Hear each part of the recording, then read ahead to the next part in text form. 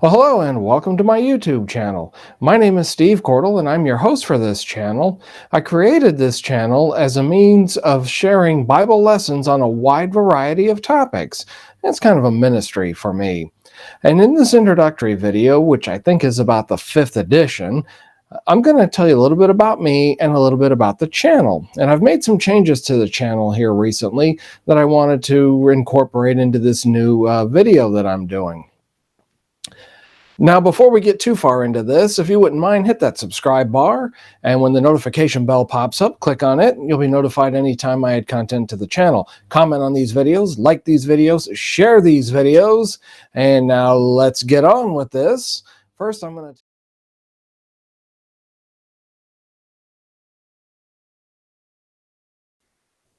to tell you a little bit about me. I was born in Alabama, and thanks to Uncle Sam, I grew up in Alaska. My dad was a career Air Force man and spent literally half of his Air Force time in Alaska. And I graduated from the University of Alaska in Fairbanks in 1987 with a degree in criminal justice and a minor in history, and went to Colorado and was a retail manager, worked as a legal assistant, did a little of this, a little of that, and figured I was going to preach someday. And I started in the fall of 1991 at the Bear Valley Bible Institute in Denver and graduated from there with a bachelor's in Bible in 1994. And along the way, I've also taught American history and criminal justice at the community college level and worked as a paraprofessional in a school setting, working K through 12 at various times. So I've got a little bit of experience in education. Now, Debbie and I have been married since 1995, and we have a daughter who is our pride and joy. And while I was at UAF, I had a roommate named Pete, and he's the one that taught me the gospel. And we had a lot of religious discussions because I thought I was a Christian. And really these discussions, some of them were arguments. Let's just be honest about it. Because Pete's kind of hard-headed, and if he was sitting here in the room with me, he'd say the same thing about me, because I can be kind of hard-headed. But my spiritual journey goes back to high school, when in 10th grade I started going to a church, and you could probably guess what it was that got me going to church in the first place. I mean, what's going to get a 15-year-old kid going to church? Yeah, it was a girl. And it was a independent Christian church that I went to for a few months. But then when that relationship kind of petered out, I quit going there, and eventually, thanks to another girl, started going to a different church. And somewhere in there, in about my junior year, I prayed what is commonly called the sinner's prayer. Thought I was a Christian. Didn't really take any commitment to the Lord seriously. I pretty much continued on as I had before. And I got to college, went through my freshman year, and then in my sophomore year, I started to really take my commitment to the Lord a whole lot more serious than what I had been. And I got involved with a campus group and was actually doing a lot of their publicity for events and things they had going on. And my junior year, I roomed with Pete. And we got, as I said, to having these various discussions. And one day he backed me into a corner and he said to me, "Well, where's this sinner's prayer in the Bible?" I kind of did a Ralph Cramden. Let's see, where is that sinner's prayer?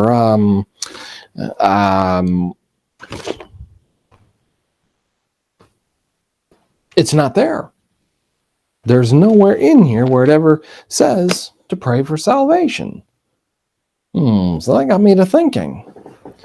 And I studied with him, studied with the preacher there in Fairbanks, and with some other people in Anchorage when I would go back there for Christmas. And I finally figured out, and I went back to the campus group and talked to them, to the two guys that were the head men there. And one of them brought me some photocopied articles from various theological dictionaries and encyclopedias, and I read them. And in the end, he finished one of our last conversations by saying, "Hey, I don't have all the answers." And that's fine. Okay, I'm perfectly cool with someone saying, "I don't know, or I don't have an answer. I would much rather you tell me that 100 times in a conversation rather than try and bluff your way through an answer. So I gave it some more thought, and I went down one night. Pete and I went down. We had dinner at the preacher's house, and he showed me I think it was the fourth in the Jewel Miller film strip series. And if you're in the Churches of Christ, you know exactly what I'm talking about. And it's the one on salvation and how to become a Christian. It's either the fourth or the fifth one. And I watched it and decided in the end, okay, yes, I needed to be immersed. So on a very cold Tuesday night in January of 1985, I was baptized into Christ scripturally. And in April of that year, I gave a 5-minute talk on a Wednesday night. And then I started getting involved in our Sunday night rotation that we had in Fairbanks at that time. And I figured I was going to preach someday. A lot of the members received the sermons that I gave pretty well, and I was encouraged to get involved in ministry. And I had a different plan, but this story is getting kind of long. So anyway, I called some friends in 1991. We'll fast forward a little bit, early 91. And just out of the blue, they said, well, we hear you're thinking about going to preaching school. And I said, well, yeah. Oh, well, we're going to help support you. Whoa, okay, cool. Didn't ask them for any. Really wasn't intending to. And then I got some offers of help and financial help support from other sources because the way the school worked was that's pretty much how we got through as churches and individuals helping to support us. And I had enough monthly support coming in. So I thought, all right, this is time. And so I started in September 1991, and Super Bowl Sunday 1994 is when I finished. That was when the Dallas Cowboys beat the Buffalo Bills 30-13 for you football trivia buffs out there. And I've been at it pretty much ever since.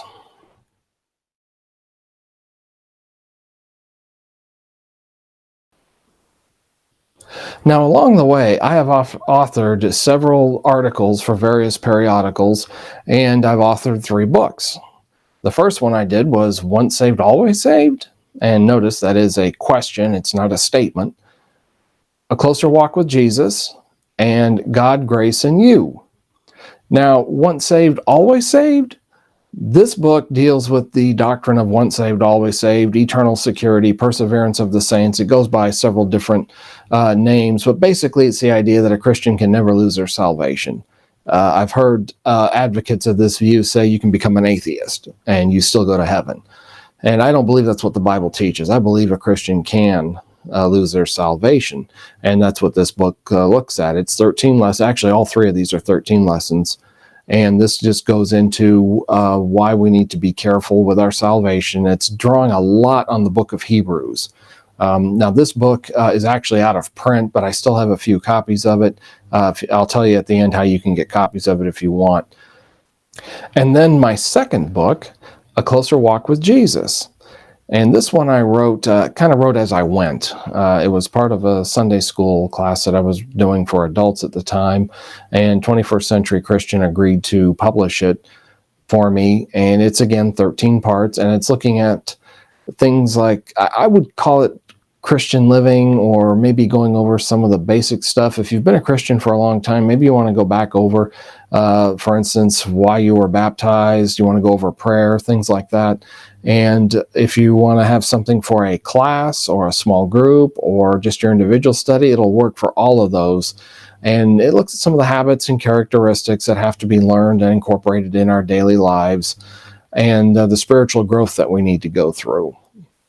God, Grace, and You was my third book, and this one hit right as the pandemic started of 2020. That's when the catalog came out in 2019, I think, and God, Grace, and You hit the shelves shortly after that, and it's just like the title says, God, Grace, and You. And if it weren't for God's grace, we would not have salvation, and that's what the book is looking at, is a biblical doctrine of grace. It's not a proof text, and I hadn't really thought of it in terms of proof texting until a friend of mine did a review of it, and that was Dale Jenkins, who was kind enough to write a review of it.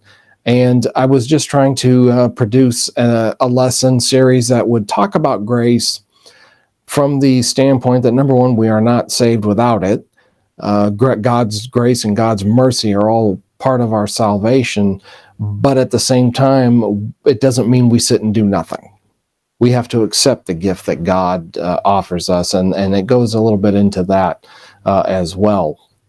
And this is the review that Dale Jenkins, if you're in the Middle Tennessee area, you no doubt know the Jenkins family, and Dale was kind enough to write this review, and it's up here for your consideration.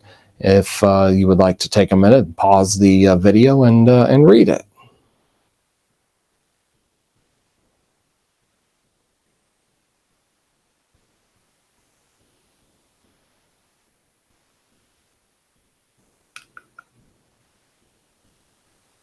Now, if you'd like to order God, Grace, and You or A Closer Walk with Jesus, they're both published by 21st Century Christian. You can go to their website and get both the books there. And if you happen to be in the Middle Tennessee area, you can stop by the store at 4108 Hillsborough Pike, Suite 200, and you can make purchases there. You can give them a call at 615-383-3842. If you're outside of Middle Tennessee, 800-251-2477, or the fax 615-292-5983. And you can get a hold of them any one of those ways. And if you are, again, in the Middle Tennessee area, you want to stop by the store, their store is open 8:30 to 4:30, Monday through Thursday. It's open Friday from 8:30 to 4, and that's Central Time. And they are closed Saturdays, Sundays, major holidays. The customer service line is open Monday through Friday, 8 to 5, and again, that's Central Time. You can also get these books on Amazon.com. I think you can get just about anything you want on Amazon. Now, if you have a local bookstore, maybe a mom and pop or a family-owned type store, why don't you go in and give them the business? Yeah, let them order it for you. Give your local businesses the opportunity to have your business. I'm a big believer in shopping locally and like to help out small businesses and local businesses whenever possible.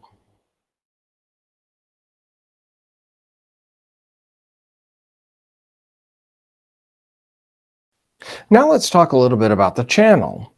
My channel is broken down into 6 sections or 6 features, and a couple of these are new if you've been following me or tuning in for any length of time. But the 6 sections that I have now are the Sunday sermons,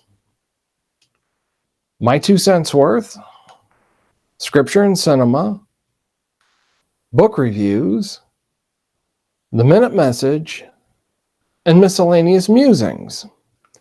Now, the Sunday sermons, it's pretty self-explanatory.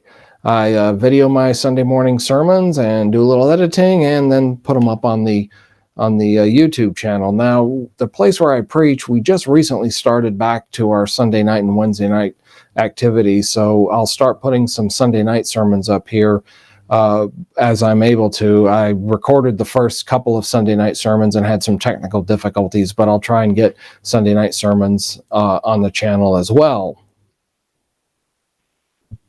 My 2 cents worth. Well, it's pretty much what it says. I will give you my 2 cents worth on a particular topic, and these will run probably about 15 minutes to 20 minutes. I'm actually going to try and cut them down a little bit shorter than that, but they'll be Bible topics, and some of them might spill over into current events or social issues or something like that. Scripture and cinema.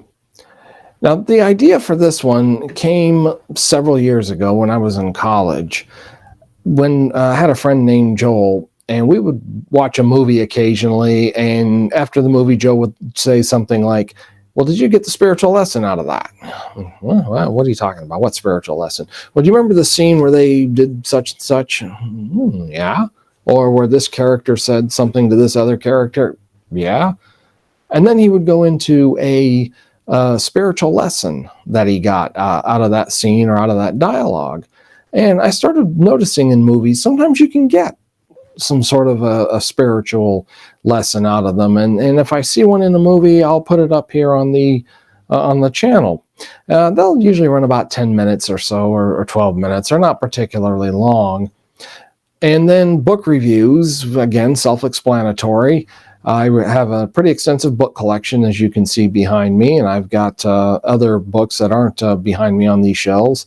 So I try to read at least one book a month. And if I read a book that I think is relevant to the channel and of interest, I'll do a review of it and tell you what I think about it. And then the minute message. Now, this is kind of a reboot. This is something I've done on the radio a couple of times in different places where I've lived, where I would give a minute message. It was basically a commercial for the church where I would give a thought for the day and then give the church's meeting times and place, phone number, that sort of thing. And I started doing it on the channel, and I'm not restricted here like I am on the radio. On the radio, we're paying for a 1 minute slot. It's got to be a minute. And when I do the minute messages for the channel, I just usually turn on the cell phone and make a quick video and then post it. They might go a little more than a minute. And I think I've got one on there. It's about 3 or 4 minutes. So they won't be right at the 1 minute, but they'll be just a brief thought to share with you on the channel. And miscellaneous musings. This is a new one that basically this will be a playlist on the channel that doesn't really fit anywhere else. It might be a sermon that I've done. It might be maybe even a minute message or something like that that doesn't really fit in one of the other 5 categories. Or maybe it will be a solo sermon. In other words, I do a lot of series preaching. I might do 5 parts on prayer, let's say. But then I might do just 1 part on baptism. So instead of creating a whole playlist for just 1 sermon, I'll put it over here under miscellaneous musings. And so watch that for various topics and various sermons and lessons, that sort of thing.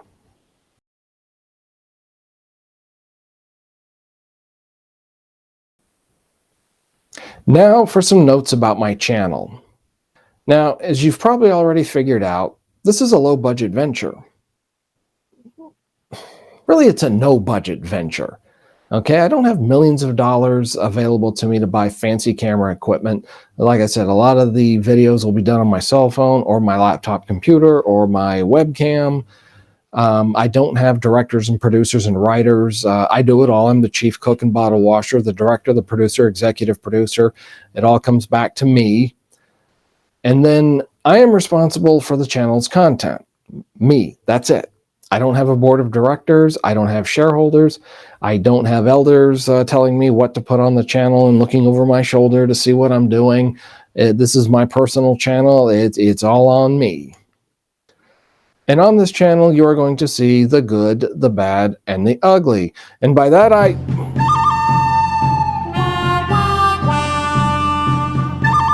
not that good, bad, and ugly.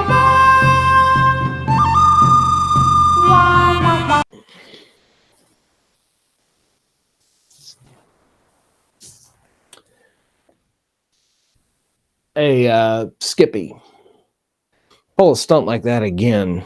You're out of here, pal. You got that? Yeah, you're out of here. You're going to be back out on the West Coast working for that director. He didn't go anywhere. What was his name? Spielberg. Yeah, Spielberg. That's it. Pull a stunt like that again, you're going to be out working for that Spielberg character again. I don't get no respect. No respect at all. The good, the bad, and the ugly. What do I mean by that? Well, as I said, I don't have a lot of money for this. I don't have a lot of directors or writers or anything like that. I don't have fancy equipment. So if something goes wrong, it goes wrong. That's all there is to it. If my computer crashes in the middle of a sermon, like say, for instance, I go live on Facebook and it crashes. It's the way it goes. If a bulb blows in the projector where I'm getting ready to use a PowerPoint presentation, which has happened a couple of times, not much I can do about that. If a video is just bad, the sound is bad, the quality of the picture's bad or whatever, I won't post it. I might try and reshoot it and get it posted, but I will try to keep it as best as I can. I'll do the best I can to put quality videos up on this channel. Now, to inquire about having me speak for your lectureship, your revival, your gospel meeting, your seminar, your retreat, family retreat, men's retreat, send me an email at 2timothy4.2.3@gmail.com and I'll send you the details. Now, this is also how you can order my books. All 3 of them can be ordered by emailing me at 2timothy4.2.3@gmail.com. And I'll be glad to send you price lists and that sort of thing. And then I have 2 simple rules for commenting on my channel. Number 1 is keep all comments relevant to the video on which you're commenting. So if it's a video about prayer, don't give me your view on the book of Revelation or the 70 weeks of Daniel, okay? Keep it relevant to that particular video, or at least the topic. And then number 2 is keep all discussions civil.